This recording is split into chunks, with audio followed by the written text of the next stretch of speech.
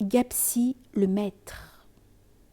Je me trouvais à la Société théosophique pour la réunion hebdomadaire. Une dame, assise auprès de moi, m'avait prise pour confidente. Cela durait depuis un long moment.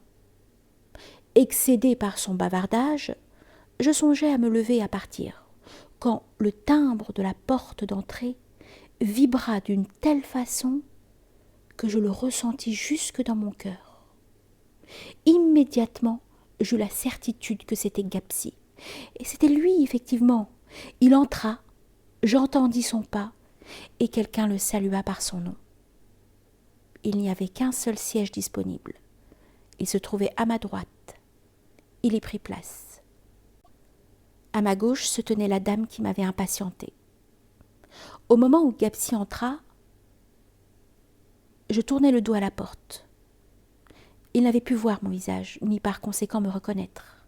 J'étais cependant certaine qu'il savait qui j'étais. Cette fois encore, la panique m'envahissait, me poussait à fuir, mais je n'aurais pu le faire sans causer de scandale.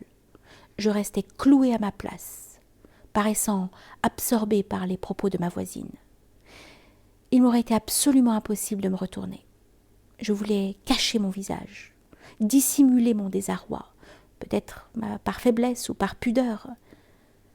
Je n'aurais pu affronter le regard de Gapsi. Je le sentais immobile, silencieux. Sa présence remplissait l'espace, devenait imposante, écrasante. J'étais vaguement consciente qu'un événement capital se déroulait dans une sphère supérieure, qui dépassait mes facultés intellectuelles. Un moment après, il se fit un bruit de chaises déplacées. Tout le monde se leva et commença à sortir. Je suivis les autres jusque dans la rue, comme une automate, sans rien voir autour de moi. Il était 7 heures du soir et nous étions en hiver. La nuit était tombée depuis longtemps. À cette époque, les rues de Casablanca pouvaient être dangereuses. Une bande de malfaiteurs n'hésitait pas à assommer les passants solitaires pour les dépouiller. Les dames de notre société se faisaient raccompagner par quelques messieurs de leur connaissance.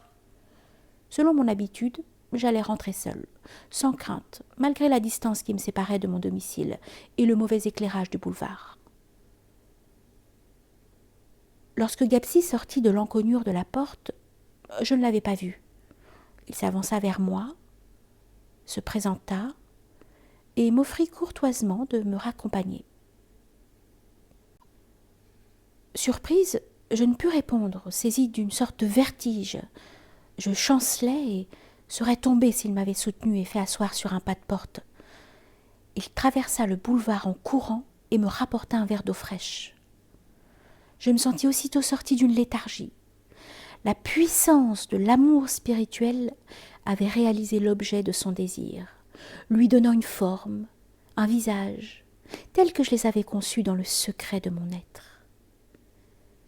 Je les reconnaissais pour les avoir créés, gardés en moi comme une mère porte son enfant dans son sein. C'était Gapsi, et il m'apparaissait aussi comme un père spirituel. L'événement était d'une telle force et d'une si grande complexité qu'il avait produit une sorte d'éclipse de mon individualité devant la personnalité de Gapsi. Le verre d'eau m'avait désaltéré et réconforté. Il avait agi sur moi avec l'efficacité d'un élixir, en me rendant la vie véritable, celle de l'esprit. Gapsi m'avait relevé, me soutenant par le bras. Il me parla tout au long du chemin. Sa voix, d'une qualité rare, aussi incomparable et inoubliable que son visage, me réchauffait l'âme. Je lui dis tout de moi, tout ce que je ne pouvais dire qu'à lui seul qui pouvait me comprendre.